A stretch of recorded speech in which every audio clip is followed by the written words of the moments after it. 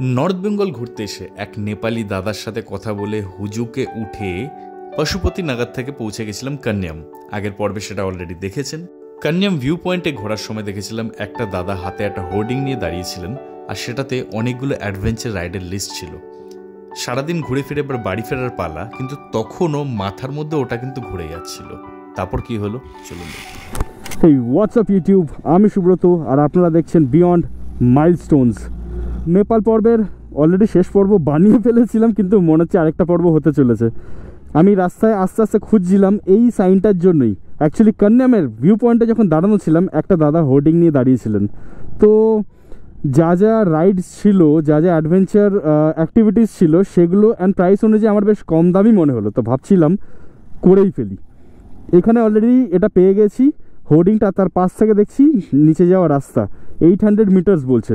তো চলুন একসাথে একটু এক্সপ্লোর করেই আসি জায়গাটা কীরকম। মোটর ব্লগারদের আশা করি একটু হলেও ভালো লাগবে, বিকজ বুঝতেই পারছেন এটা বেশ অফ রোড আসতে চলেছে। বাপরে, প্রথমে সাইলেন্সার পাইপ ঠেকে গেছে, রাস্তা মারাত্মক। সামনে একজনকে দেখতে পাচ্ছি, একটু জিজ্ঞেস করে নেবো ভাবছি। বাপরে, বাইক যাবে তো? Excuse me, hello. যা বাবা, জিজ্ঞেস করে কি ভুল করলাম?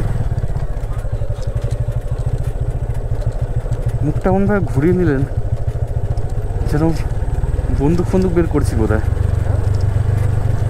এখানে ডাইরেকশন দেখতে হবে, কারণ রাস্তা তো সত্যিই খারাপ, যাতে দ্বিতীয়বার না ঘুরতে হয়। Cycling route to cycling route দেখাচ্ছে, এখানে কীভাবে খুঁজবো? আচ্ছা, এখানে 600 metres. Thank you Rakesh. 200 metre এসে গেছি।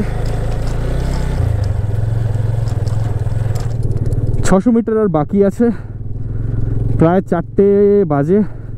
তো আজকে বাড়িও ফিরতে হবে, সব দিকেই তাড়া রয়েছে, আবার লোভও সামলাতে পারছি না।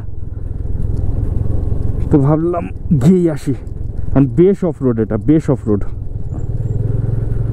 কিন্তু এত লাগেজ নিয়ে মানে রাস্তার উপরে যে বাইক রেখে চলে আসবো সেটাও পসিবল না। না, তো একটা ভুল করলাম, যদিও ওখানে একটা রেস্টুরেন্ট ছিল, সেইখানে একবার জিজ্ঞেস করে নিলে হতো, সেখানে হয়তো লাগেজগুলো রাখা যেত, কি জানি। যা হবে দেখা যাবে।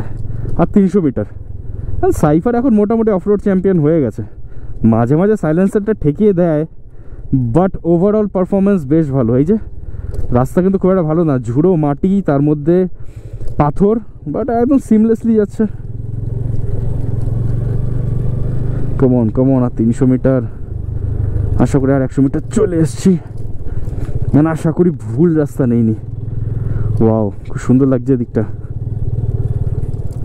ওই যে সামনে দেখতে পাচ্ছি, উফ বাপরে বাপ, এই জায়গাটা ভয়ানক। ফেরার পথে অবস্থা খারাপ হতে চলেছে, একদম ঝুড়ো বালির মতো, একদম ধুলোয় ভর্তি। ব্রেক মারতেও ভয় লাগছে, স্কিড খাবো, ব্রেক মারলে স্কিড খাবো।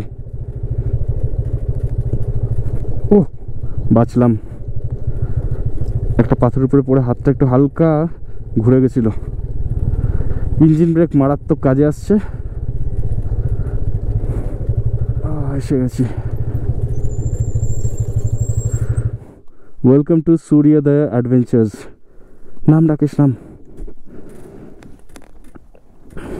ব্যাস ফটাফট চেঞ্জ করে নিয়েছি, সানগ্লাস চলে এসছে, হেলমেট খুলে ফেলেছি, পায়ের জুতো চেঞ্জ হয়ে গেছে, রাইডিং শুটা পরে জাস্ট নড়তে পারছিলাম না। চলুন এবার ভেতরটায় যাই।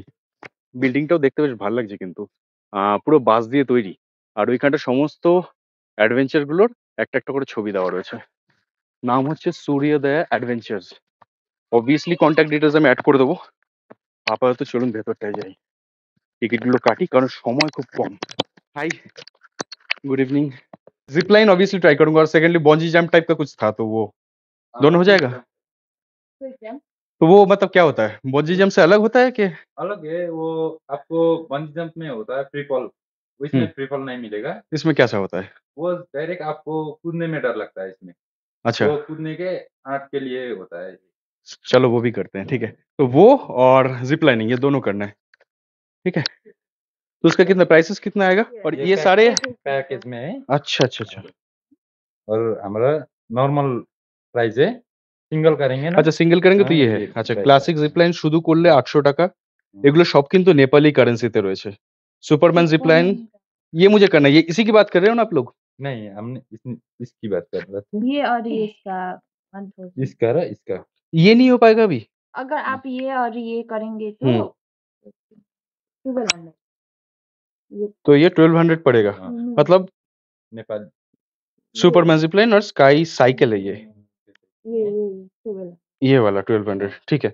तो इंडियन करेंसी में कितना आ जाएगा? आप लोग इंडियन करेंसी लेते हो? क्योंकि मैं इतना एक्चुअली प्रिपेयर होके आया नहीं था कि इतना सारा करेंसी लेके आऊं मैं। ले 750। 750 में दोनों हो जाएगा? डन कर दो। आपका वेट कितना है? वो वेट मेरा शायद होगा 93 से 95 के अंदर होगा। हो पाएगा? आप जिस तरीके से इधर उधर देख रहे हो मुझे डाउट लग रहा है। हो जाएगा।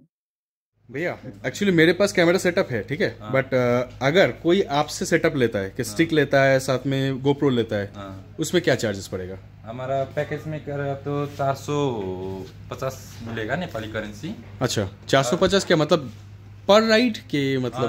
नहीं, सब एक्टिविटीज में। अच्छा सब एक्टिविटीज टोटल हाँ, हाँ। Super combo kind of. Okay 450 पड़ेगा नेपाली करेंसी में, मतलब इंडिया में मतलब कितना 300 समथिंग या फिर 300 से थोड़ा कम वो आसपास का कुछ। जो आप पैकेजिंग कर रहे हो उसके 300। ওকে ওকে ঠিক আছে, থ্যাংক ইউ। একটু মনটা খারাপ হয়ে গেল। সুপারম্যান জিপ লাইনটা যে সামনের দিকে মাথা থাকে, পাটা পিছনের দিকে একদম করে যায়, ওটা খুব ইচ্ছে ছিল, বাট কি করা যাবে, পরের বার ওয়েট কমিয়ে আসতে হবে।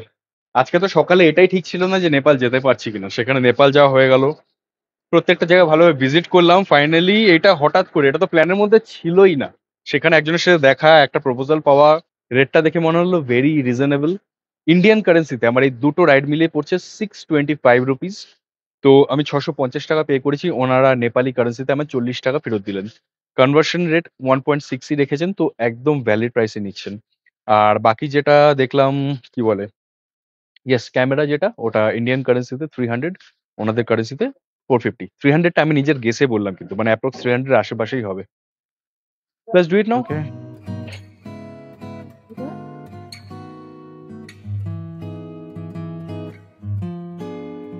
গিয়ারটা পুরো একটা ছোট্ট বেল্টের উপর আজকে আমার লাইফটা থাকবে, এটাতে হ্যাং করব। আর বাকি ইয়ে কিস লিয়ে है? बैकअप के लिए। ওকে, এটা একটা ব্যাকআপ। মোটামুটি রেডি হয়ে গেছে। এই একটা মেন লাইন যেটার উপরে ঝুলবো, সেকেন্ড এটা হচ্ছে ব্যাকআপ, থার্ড হাতে এইটা, এটা হচ্ছে breaking in case I am going too fast. ছবি তোলা পড়বো এবার।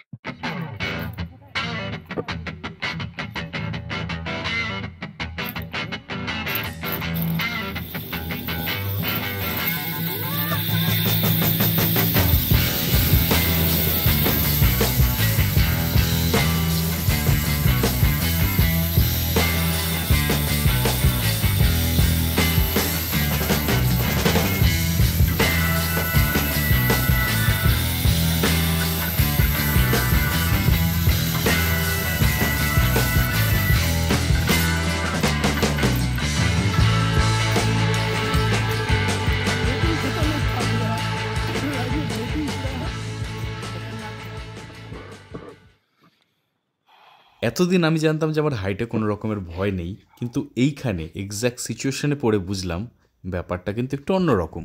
বারবার নজর চলে যাচ্ছিল যে মাটি থেকে কতটা উপরে আমি দাঁড়িয়ে আছি, তাই ভাবলাম ওখানে দাঁড়িয়ে থরথর করে পা কাঁপানোর থেকে বসে পড়াটাই বুদ্ধিমানের কাজ। বাকি সবসময় নাস্তিক থেকে হঠাৎ করে বিপদে পড়ে আস্তিক হয়ে গেল তারও বিপদ, ভগবানও ছাড়বে না। তাই বা আমার মুখটা একটু মনে করে দিলাম ঝাঁপ।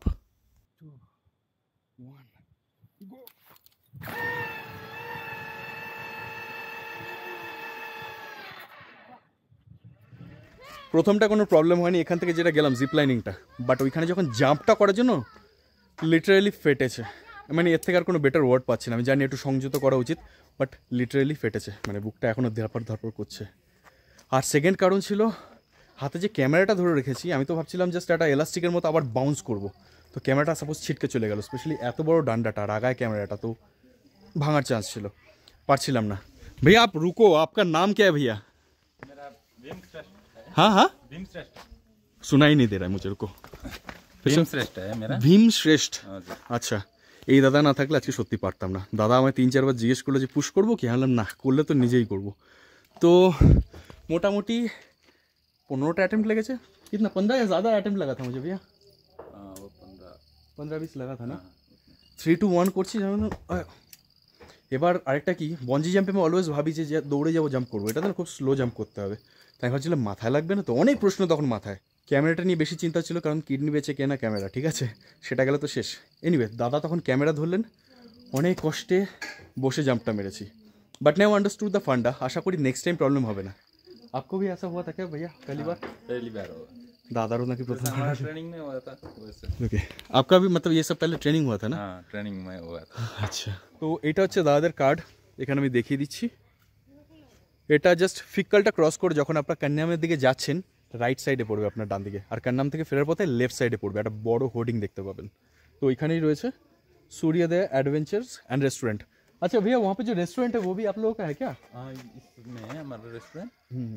अच्छा अच्छा, ये वाला है। अच्छा, वहाँ पे ऐड है बस। अच्छा अच्छा अच्छा, ये हमारा ऊपर साइड में कैंपिंग भी होगा। अच्छा, आपको बड़ा से पर्दे में हम वो बॉक्स के साथ दिखाते हैं। अच्छा फिल्म समझ गया। তো ফিউচারের অনেক প্ল্যানসও রয়েছে। আপাতত এখানে অনেকগুলো অ্যাক্টিভিটি রয়েছে, আমি তো দুটো জাস্ট করলাম, অ্যান্ড প্রচুর কম্বো প্যাকস হচ্ছে, ওগুলো আমি অলরেডি দেখিয়েছি। ডেসক্রিপশানেও অ্যাড করছি, নাম্বার ডিটেল সবই অ্যাড করে দেবো। বাকি রইল অভিজ্ঞতা। অভিজ্ঞতা ইজ গুড, ওনাদের বিহেভিয়ার বলুন, হেল্প করা বলুন, পুরো ব্যাপারটা ম্যানেজ করা।